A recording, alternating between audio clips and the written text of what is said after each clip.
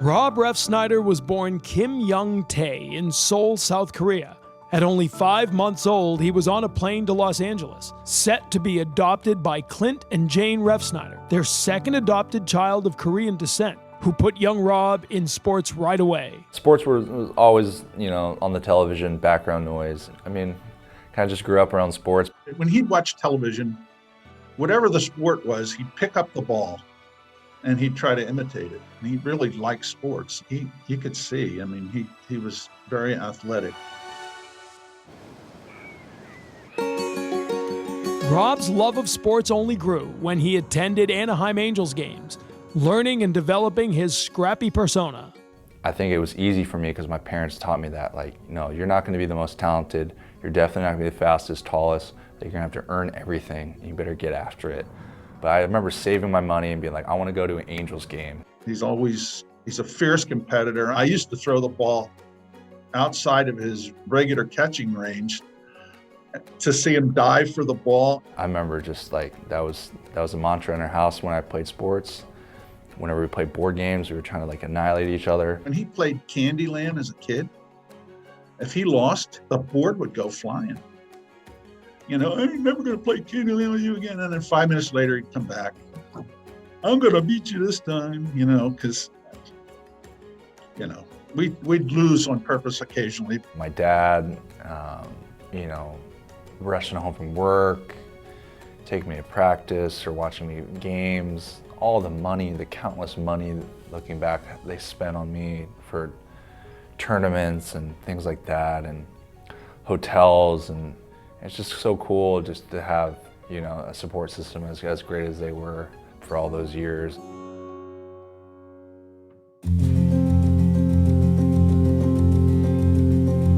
As a Korean child growing up in Orange County, Rob saw all the strange looks from other kids.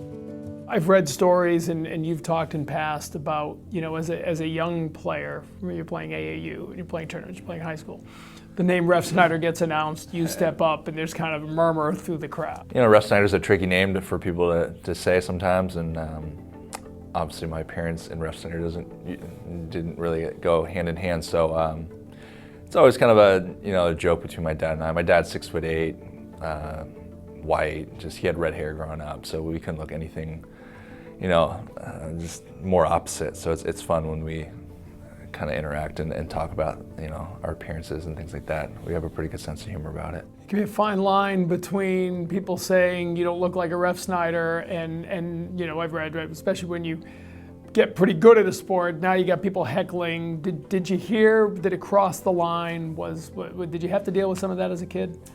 For whatever reason, there wasn't as many people that looked like me playing sports. I think my parents did a good job of kind of just instilling me when I was younger. I don't know, you're probably always going to be one of the minorities of if you're going to keep playing baseball. So there's ways to deal with it and things like that. I think people are inherently good, and they ask questions that are maybe not well thought out sometimes. But I do know when I was a kid growing up, seeing people that looked like me, for whatever reason, it was like, oh, that's pretty cool.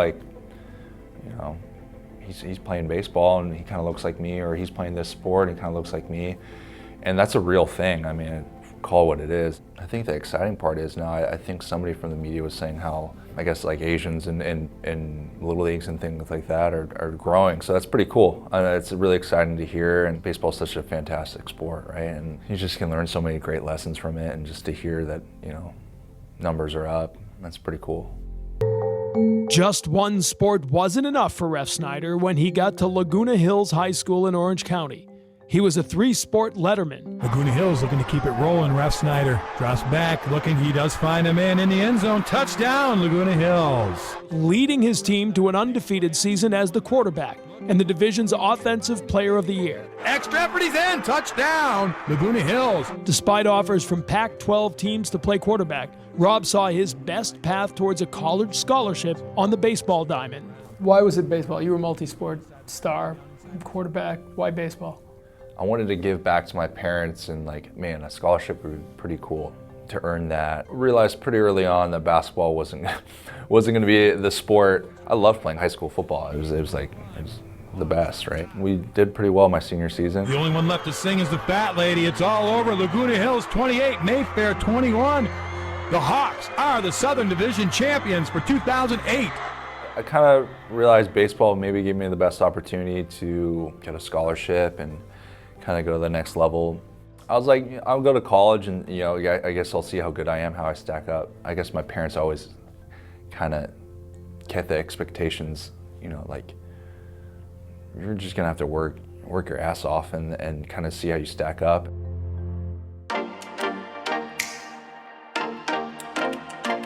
Accepting a baseball scholarship at the University of Arizona, Rob made an impact on the team right away, leading the Wildcats to 3 straight NCAA tournaments, eventually winning the 2012 College World Series, being named World Series MVP.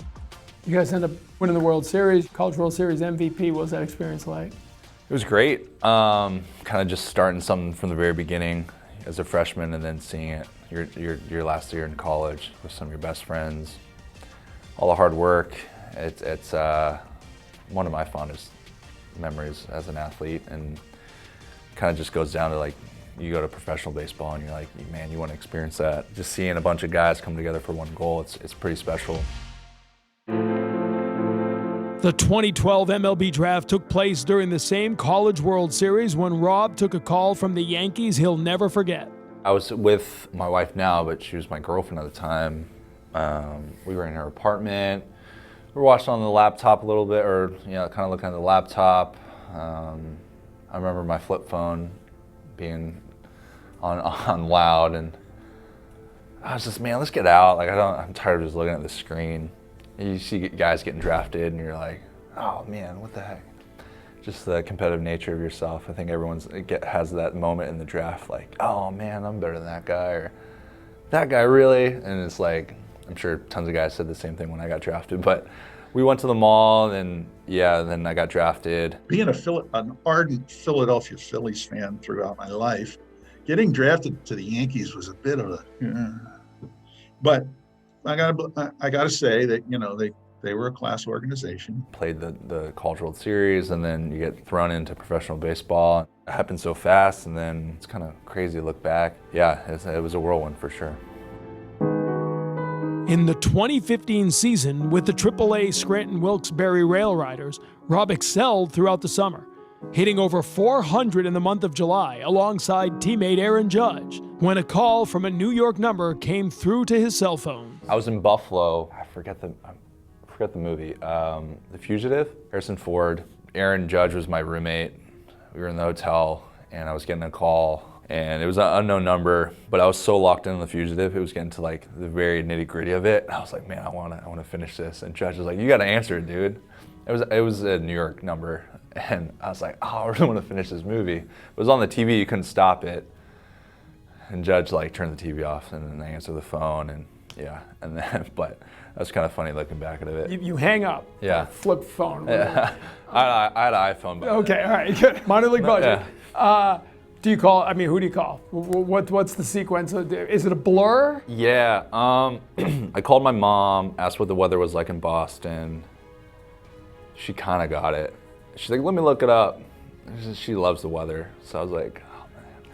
Then my dad was like, oh, I think he's getting called up. I get this call on the golf course, and he asked, what do you think the weather is like in Boston? I knew exactly what he meant. That night, we hopped on a plane, a red eye, to Boston. Yeah, I was in Buffalo, got called up, went to Fenway, and debuted in Fenway.